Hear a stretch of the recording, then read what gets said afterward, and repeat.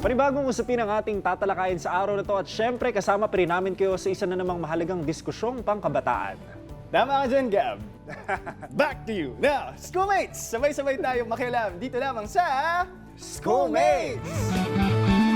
Isigaw ang tinig mo, ihayag sa buong mundo ang karapatan, kalayaan. Buksan ang isip mo, kaalaman ang yampo sa karapatan, sa kalayaan.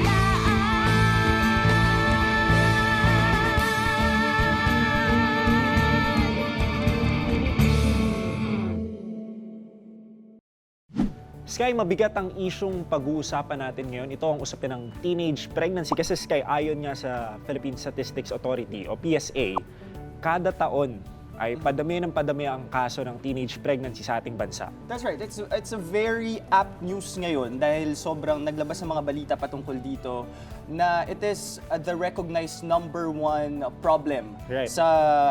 It is believed that early adolescent pregnancy is the number one problem ngayon sa mga kabataan natin. Ito ang paniniwala nila kasi Gab, patuloy na lumalaki, dumadami na dumadami. Right now, in 2020, meron tayong 70,555 Grabe. families na led by minors, mga Yeah. kabataan. And it is expected na 133,265 ngayong 2021. So schoolmates, tingnan nyo itong mga numero na ito, palaki ng palaki. It would double in just a year. Right. At nakakabahala dahil tayo mga kabataan, tayong mga schoolmates, tayong mga dapat na kinabukasan ng bayan, Gab, ay nagkakaroon na ng pamilya, which I think youths aren't ready for. Yeah. I think, Sky, basically, we are in the height of this crisis. Lalo ngayong we are forced to stay at home, di ba? And we can also assume that the carrying capacity of our country, maybe our government, is overstretched. Ito ang malawakang issue ng teenage pregnancy. Ang pinaka-apektado o ang pinaka-tinutumbok nito ay mga kabataan. Maraming factors and considerations when we are gonna talk about it today. Pag-uusapan natin epekto nito sa mga kabataan, kababaihan, kalalakihan, schoolmates, and bakit ba ito nangyayari? So yan, schoolmates, ang ating pag-uusapan. Yes. I agree with you, Sky. No? Ito nga teenage pregnancy, it's interconnected social issue. Maraming nadadapo ang sektor, maraming nadadapo ang usapin pagdating dito, edukasyon, kahirapan, Domino access effect, to right. healthcare system, at marami pang iba. Pero Sky, ano nga ba yung mga possible reasons behind early pregnancies? Alam mo, Gab, nagbigay ang Popcom Executive Director na si Juan Antonio Perez III ng tatlong rason kung Alright. bakit daw marami ngayon ang nagkakaroon ng cases ng adolescent pregnancy. Alright. Una dyan, nasabi niya is sexual abuse victims. Okay. Diba? Very rampant yan, with or without consent. Right. Getting intimate with 12 years old and below is now, of course, it's rape. It's rape. At nakakalungkot na maraming storya, Gab, na tatay nila, tito nila, lolo nila, ang may ginagawang masama sa kanila. Sa Pilipinas, kailangan na talaga nating i-address yung mga harmful gender norms and practices na nakasanayan na natin, di ba? At mas kailangan nating pagtibayan yung mga polisiya mula doon sa national up to local, katulad ng violence against women and children. Tama. At hindi ito nagtatapos sa parental care. Dapat responsibilidad ng bawat isa sa loob ng tahanan to remain vigilant para maprotektahan yung mga kabataan natin against harmful sexual violence. Of course, kailangan natin ng more rigid policies to protect our youth. And next, meron tayo dito, Gab, na lack of preventive measures. Ito yung walang masyadong kaalaman ng ating mga kabataan with regard to sex education, with regard to contraceptives, etc. At yan, schoolmates, mamaya, syempre yan ang ating patutungkulan dahil yan ang importanteng malaman ninyong kabataan, lalaki, babae, who are going to know about sex. Yeah. Ikaw, Sky, are you for sexual education? Of course, Pagdating definitely. sa academic community. Definitely, it is something, it is a right for everyone to know. Na to protect themselves. Tama. 'Di ba? Para maprotektahan yung sarili. Because admit it or not, sex is happening. Right. You know, I mean, iba ang I don't want to say iba yung kabataan natin ngayon kasi iba po tayo. Pero, you know, it is happening. It's reality. Sex is happening and to address it, we have to be knowledgeable about it. We have to be educated about it, schoolmates, para maprotektahan natin ang sarili natin. And diba? in a society where information is very accessible, diba? Pwedeng kung saan-saan nila mapulot yung kaalaman nila patungkol sa sex education. At yan ang sinasabing pangatlong reason At ni yan nga Executive yung Director. access to social media. That's right. So dito naman, Sky, sinasabi na giving the young generations everything about sexuality rather than their parents or schools dahil nga sa curiosity. It's a wrong avenue of information. Kasi alam naman natin, schoolmates, hindi lahat ng nakikita natin sa social media, sa Google ay tama. And sometimes proper guidance and how to teach these things, ito yung importante. At ako personally, Gab, kailangan itong manggaling sa eskwelahan, sa pamilya natin, sa nanay at tatay natin. So, schoolmates, ito yung mga pag-uusapan natin, ilalatag natin mamaya paano ba natin ma-address ang mga problemang ito. So, schoolmates, sa ating pagbabalik, alamin naman natin ang epekto ng maagang pagbubuntis sa kalusugan ng mga kababaihan. Schoolmates, kapit lang dahil magbabalik ang Schoolmates!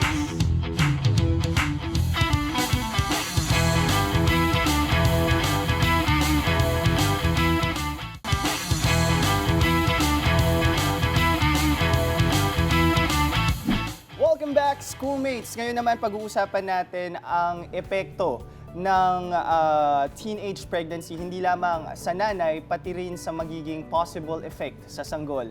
Kasama natin ngayon si Dr. Eric Jason Giao, isang obstetrician gynecologist. Dr. Eric, hello po! Magandang araw po, Summers. Doc Eric, magandang araw. This is Gab Bayan together with Sky Quezon. Maraming salamat po sa inyong pagpapaunlak sa aming Hello, programa. Gab. Hello, Sky. Yeah. Sir Eric, unang tanong po, what are the health problems they might acquire during pregnancy? Unahin po natin doon sa ina. Since the body is in constant development, hindi pa yan 100% talaga capable of carrying a normal and healthy pregnancy. Pwede magbuntis, pwede manganak, pero medyo tagilid ang pagiging healthy ng pregnancy natin. So, kapag tayo ay isang teenager, syempre, hindi mo kagad masayan. Magulang mo, di ba? Itatago mo yan. So, there is lack of access to healthcare. Saan ka lalapit? Sa Google, sa mga kaibigan mo, sa mga nararamdamang ganito, hindi mo kagad masasabi yan. If there is a barrier to access to healthcare, this will do nutritional deficiency sa mga babaeng buntis. Apo. So, kung kulang tayo sa vitamina, kulang tayo siya, madali tayong dadapuan ng sakit. Doon po sa nabanggit niyo po, Doc Eric, Okay. ang naintindihan po namin is because continuously developing pa po ang katawan ng batang babae or adolescent female, ay talaga pong may risk sa kanya ang pagbubuntis. At sinabi niyo rin po dahil nga ay bata, there's no rigid or strict access sa healthcare, tama po ba? Kaya nagkakaroon po ngayon ng epekto Yes. ng nutritional deficiency, tama po ba? Yes. Doc, nabanggit nyo yung mga problemang pwedeng kaharapin ng mga batang ina na nagbubuntis. Ngayon naman, Doc, what are the health problems they might acquire after po they give birth? Okay, para po sa ina at sa bata. Isa sa mga potential problems dyan is yung psychological aspect eh. Most teenage moms are not yet ready to handle and face their early parenthood. So dyan pumapasok yung postpartum depression, postpartum blues. Sa mental aspect yan. Sa health aspect naman po natin, sa medical aspect, kung tayo ay nutritionally deprived, mababa ang socioeconomic status, pwede tayong magkaroon ng delayed healing and recovery, which can also lead to infections. So pwedeng mild infection yan, yung sugat, hindi kagad gumaling, or full-blown infection, yung tinatawag nating sepsis. Yung kumalat na sa buong katawan, yung sakit, yung mikrobyo. Tapos, there's also the risk of bleeding. So, yun yung malakas duguin after manganak. On the background of anemia, kung dinudugo pa tayo, syempre, delikado yan. It poses as a health risk. Opo. Doc Eric, so tama po bang pagkakaintindi po namin na mahina po o mabagal po ang magiging healing process dahil po hindi pa po handa ang katawan ng batang ina po dito. Pero Doc Eric, gusto rin po namin malaman, ano po kayang epekto naman nito sa baby mismo? Mahina po ba ang, posibleng mahina po ba ang magiging anak ng isang teenage mom? Yes, actually chain of events yan eh. Kapag nutritionally deprived ang mother, po, it goes without saying na maaaring ipanganak ng maliit. Yung tinatawag nating small for gestational age infants. Kapag payat ang baby, kapag maliit ang baby, ganun din. Madaling dapuan ng sakit. Opo. Doc Eric, nabanggit niyo po kanina there is a lack sa health care dahil nga probably sa economic status at sila ay bata. Ano po ang ibibigay niyo pong advice sa mga teenage moms or teenage parents na posibleng nangangailangan po ng tulong na ito? Ano pong maaari po nilang gawin if they find themselves in this position po? Okay, kadalasan sa mga na-encounter kong mga babaeng buntis, especially yung mga minor de edad, ang lagi ko sinasabi sa kanila is sabihin nyo na sa mga magulang nyo. Okay? Yung iba nga kahit sa partner nila, tinatago nila eh. Kasi unang-una, if you tell your parents, your partner, malaking burden yung mo sa dito eh. So magaan sa loob yan, so emotionally healthy ka. Pangalawa, pag sinabi mo yan sa mga magulang mo, makakakuha tayo ng emotional support nila and most importantly, financial support. Hindi naman libre magpa-check up sa doktor, hindi libre ang mga gamot. So kailangan po natin ng panggastos so that we can come about with a healthy pregnancy. Right. So basically yun lang naman, be honest. Maraming salamat po, Doc, sa inyong oras para sa aming programa. Stay safe, Doc. Thank you very much. Maraming Salamat po, Doc. Ayan. Sky, nakuha ko dito, no, na to make real and meaningful improvements to teenage moms and dads, kinakailangan natin dito sa ating bansa ang easily accessible na healthcare system. Regardless of economic status, mahirap man o mayaman, lalo na sa mga nangangailangan, di ba? Dapat yan ay isang karapatan at hindi isang pribilehiyo. No, mamaya ba pag-uusapan natin yan. There are 3 bills pending ngayon to Right. address teenage pregnancy at kasama dyan syempre schoolmates ang healthcare. Pero ang pinaka nakuha ko dito kay Doc Eric in the medical perspective is that it is a chain of effect. Dahil mahina pa ang katawan, developing ang katawan ng batang ina, maapektuhan ang pinagdadala niya. At siya mismo after, there would be a slow healing process because the body isn't really ready. It isn't really developed yet to produce or to have an offspring or to have a baby. And gusto ko yung sinabi niya na in order to take care of this or to care for this, kailangan sabihin nila sa magulang nila para matulungan din sila kung anong gagawin. Yan. Tulad ng nabanggit mo, Sky, mamaya po, marami pa tayong pag-uusapan patungkol pa rin sa teenage pregnancy sa pagbabalik ng Iskoolmates.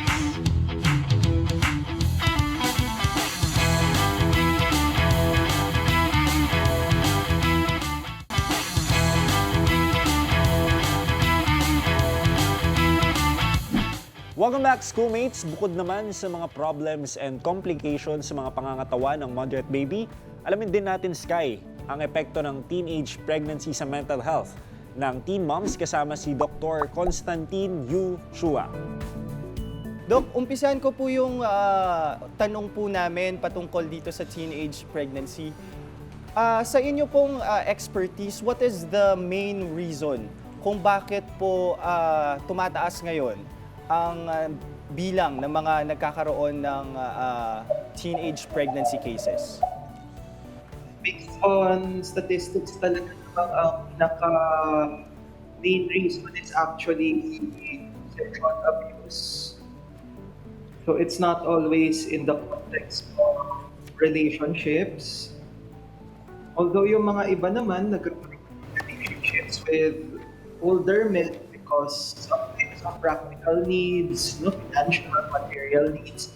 Yung iba naman out of emotional needs, validation, Oo, and it's not very common na, although it happens din na yung father ng baby minor, then usually naman this is because of experimentation and lack of knowledge and access tungkol sa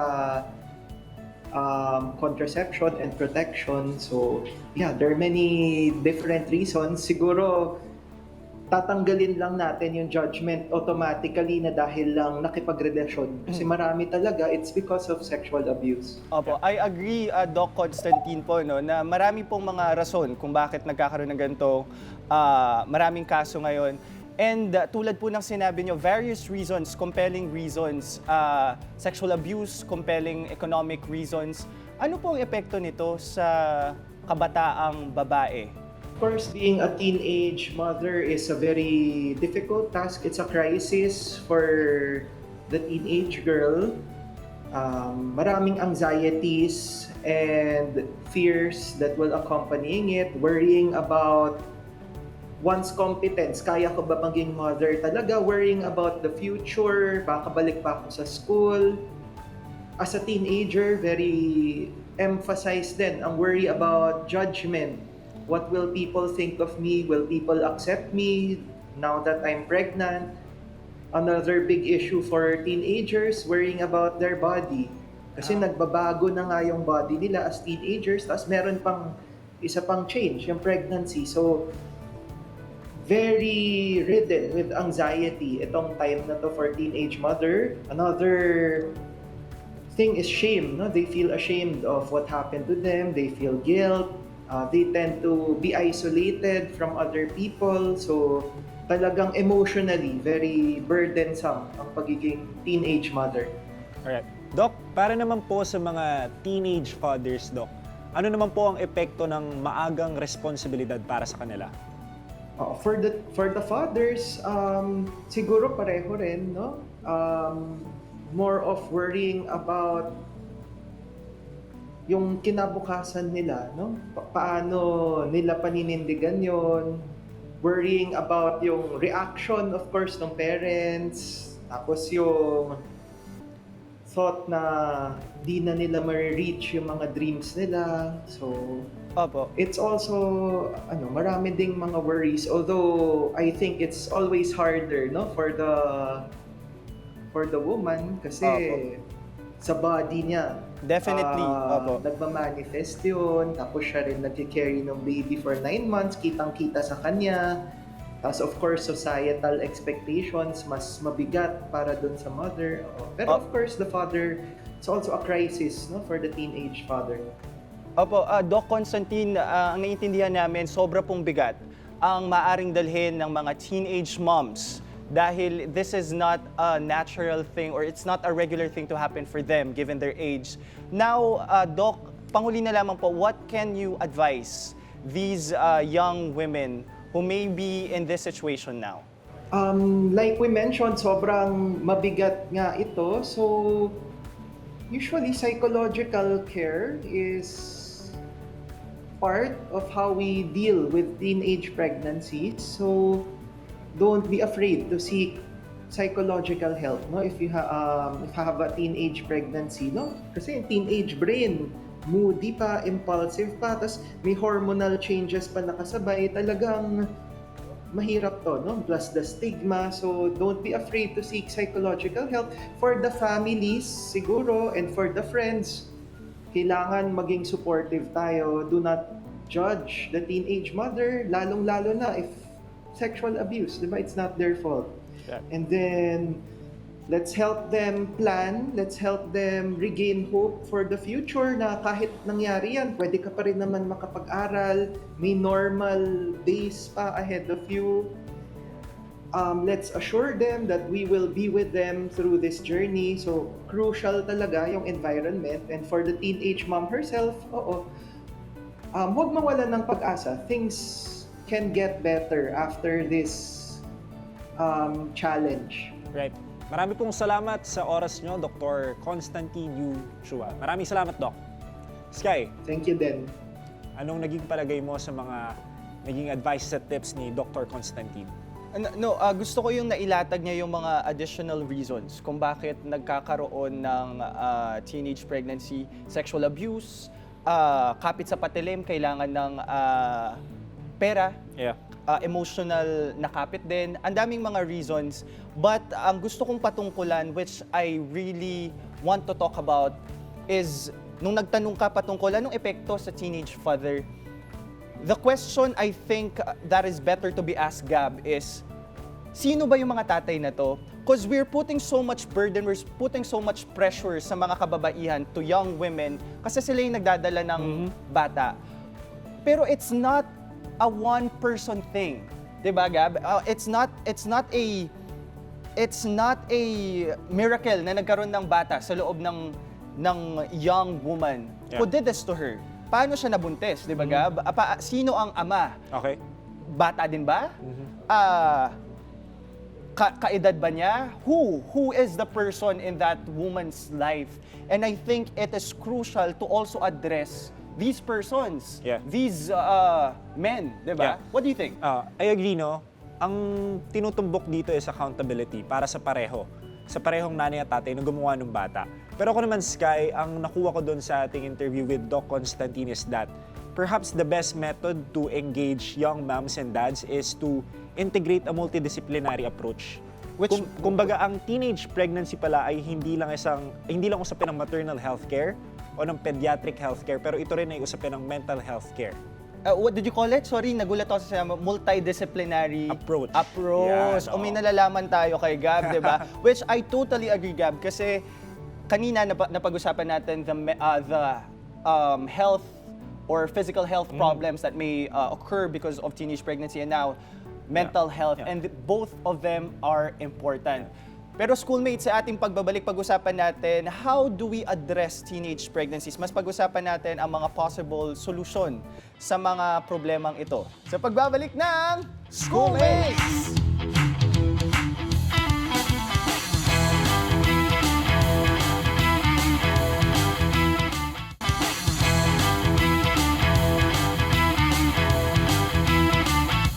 Nagbabalik ang Schoolmates, napakarami nating napag-usapan kanina kasama sina Doc Jason at Doc Constantine ukol sa mga physical and mental health risk ng teenage pregnancy.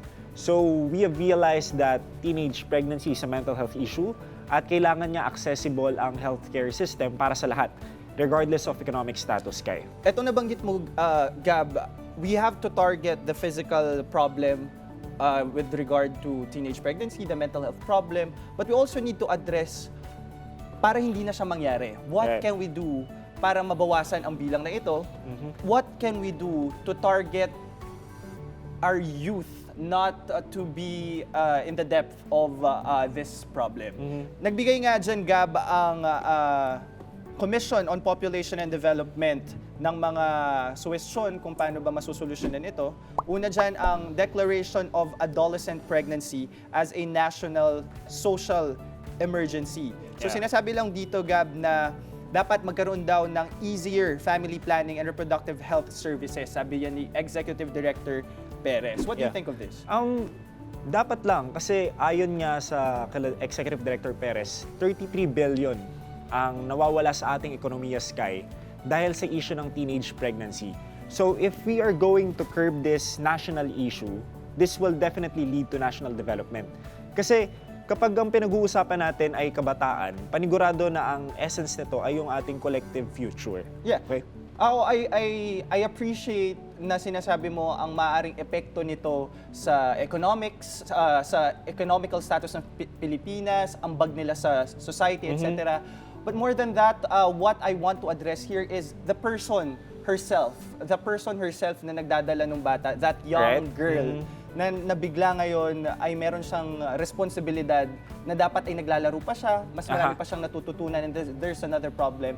And I think it is important to have accessible sex education and reproductive health services sa ating kabataan. That's why I think declaring teenage pregnancy as a national social emergency is necessary para mas magkaroon ng pangil yung implementasyon ng ating mga polisiya. Oo. Gab, tuhugin na natin on sex education.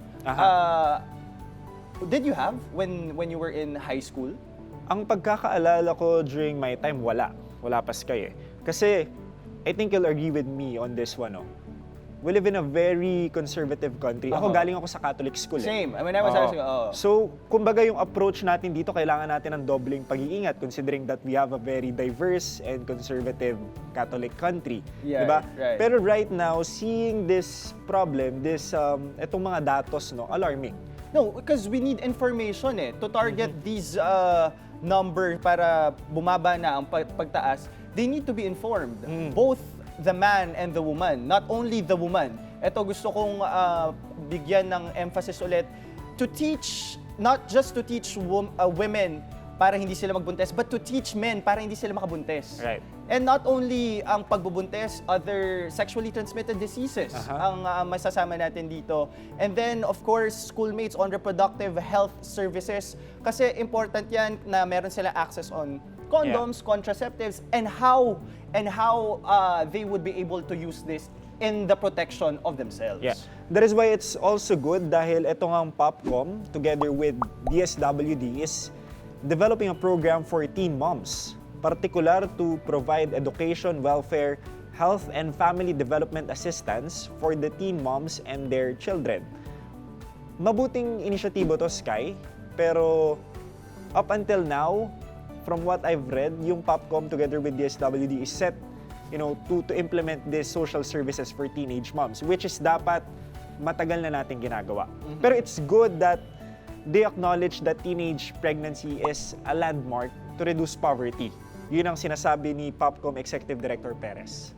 That's good, no? Overall, schoolmates, ang kailangan ditong matutunan natin is that we need to have knowledge. We have to be educated. The youth should be educated on sex, on how they can protect themselves from unwanted pregnancies, from sexually transmitted diseases. Because admit it or not, schoolmate, it is a reality now that youths are curious at kailangan po silang magabayan, kailangan po nilang makakuha ng impormasyon patungkol sa mga bagay na ito. And I think it starts from home, no, Gab? Right. Na matutunan muna nila dapat from their parents, from their moms and dads, na at least hindi nanggaling kung saan. It is supported by guidance and love, you know? Kultura pa rin ang pinanggagalingan natin, Sky. And I think yun nga, considering that we have a very conservative country, kailangan natin ma-develop yung tiwala ng komunidad eh. And with, ito lang, maisingit ko lang, with Sangguniang Kabataan reform being, ang tawag dito, biglang umusbong ulit in place, di ba? Naipasa na nga. Siguro malaking tulong din na mula sa national down to the grassroots level, kasama ang SK, ma-integrate ang sex education eh. Kasi feeling ko kaya nangyayari ang mga ganitong klase ng krisis ay dahil sa kakulangan sa edukasyon at impormasyon. No, that's I think one of the main causes of this is the lack of information. And itahi ko na lamang schoolmates ulit na to address this, women, teenage moms should have an equal access to healthcare services. Kasi may mga kwento na dahil 15 years old pa lamang, hindi nila ma-access ang mga IUD, etc., mga contraceptives. But nakapagbuntis na siya ng una, so now, buntis na naman siya sa kanyang pangalawa and she's just 17. Ito yung mga nakakalungkot na naranasan na nilang una. I think it should be made available for them. Right. And that's why there are bills now sa Congress na nakapending to address teenage pregnancies, and that includes healthcare. Reproductive healthcare. And of course, sex education. And again, I want to give emphasis na this is not a burden. This is not a problem para sa mga kababaihan lamang. This is a problem of both sexes. Both sexes. Kasi hindi naman po mabubuntis ang babae kung walang lalaki. Tama. Wala pong mangyayaring pagbubuntis kung walang bumuntis na lalaki. And it's important to also address how young men can also I don't want to put it, na stop impregnating women. Diba? Kasi ang, Gab, come to think of it, a woman can give birth or can produce life once a year. Yeah. But theoretically, a man can produce life every day. That's right, Sky. So 365, sino ang mas may burden dapat, 'di ba? So parehas na kailangan may matutunan, 'di ba? Ang lalim ng hugot mo, Sky. Pero by the O, way... hindi pa po ako batang ama. Opo. Yan. Pero by the way, Sky, ngayong Pebrero nga sisimula na ang rollout ng COVID-19 vaccine dito sa ating bansa. Kaya importante pong malaman natin, schoolmates, kung gaano nga ba ito kahalaga para sa ating lahat. May nakausap ang schoolmates nating si Trisha ukol dito. Maraming salamat, Gab and Sky. Ngayon naman mga ka-schoolmates, makakasama natin si Dr. Lulu Bravo to give us an overview on what is the importance of the COVID vaccine and a bunch of things that we need to know about it. Dr. Bravo, isa po sa una kong tanong ay, gaano po ba kahalaga ang magpabakuna against COVID-19? Alam mo, ang bakuna, ang pinakamabisang paraan para tayo makaligtas sa anumang sakit at makontrol ang pagkakaroon ng maraming sakit at of course, yung namamatay sa mga sakit. Hindi lang COVID. Ang sasabihin natin, marami ng sakit ngayon ang na may bakuna na naililigtas doon, kagaya ng tigas, polio, Japanese encephalitis, yung hepatitis, yung cholera, yung typhoid. Lahat yan ng mga sakit na yan in the 200 years of vaccine development has been controlled because of vaccines. So napaka-importante ng bakuna. At ngayon, nang magkaroon tayo ng pandemya, nakita mo naman, bakuna pa rin ang tanging makakapagligtas sa atin dito sa pandemyang ito. Tama po ba na maituturing natin yung pagpapabakuna as an ultimate solution para matapos ang COVID-19 pandemic? Okay. Alam mo, ang bakuna ang pinakamabisang paraan para makakontrol ng sakit. At dito napaniwala natin ang mga tao rin dapat ay malaman nila na ang bakuna talaga ang pinakamabisang paraan para makakontrol ng sakit, para makaligtas sa pandemyang ito. Pero ang pinaka-importante sa ngayon, bakuna ang pinaka-effective way para tayo mailigtas sa pandemyang ito. Dr. Bravo, masyado daw po mabilis yung pagkakadevelop ng COVID-19 vaccine. Isa po ito sa mga considerations din ng ating mga kababayan, na compared daw po sa ibang mga vaccines na na-develop na inaabot ng ilang taon, ano po ba ang masasabi nating kaibahan ng development ng COVID-19 vaccine ngayon? Science has always been progressive. Yung mga nauna na ginawang mga bakuna, gumamit sila doon ng mga tinatawag nating methods or platforms na makakapagpabilis para magbigay ng bakuna na sa tingin nila ay yun ang pinaka-effective. At hindi naman sila nag-fail. Successful yung mga ginawang development in the early stages. Dahil nga, sama-sama ang paghahanap ng paraan para makaligtas sa pandemya. So hindi tayo dapat matakot na mabilis. However, totoo, hindi pa completely tapos ang pananaliksik. Continuous yan. Base sa scientific data, base sa mga nakitang kahalagahan, nakita ang benefits. Yan ang importante. Benefits outweighing the risk.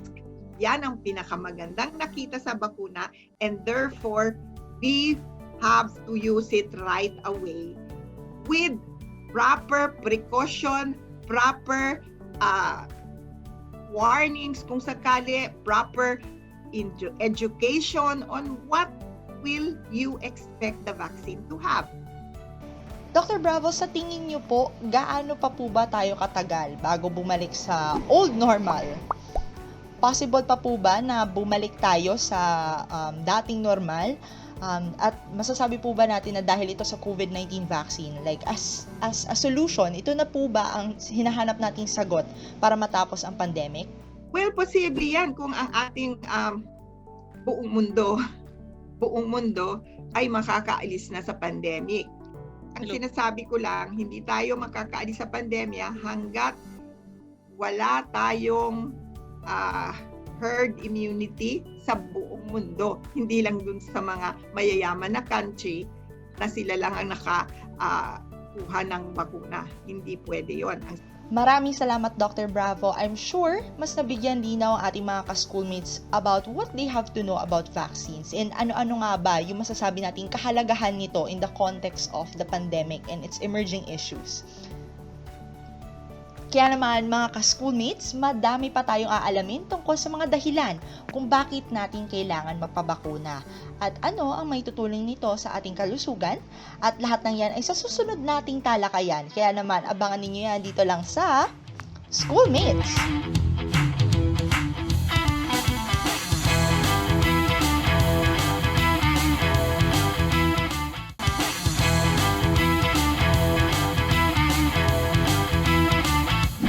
Gab, these were my main takeaways na gusto kong patungkulan sa topic natin na teenage pregnancy. Ikaw, ano ang panghuli mong masasabi sa topic natin?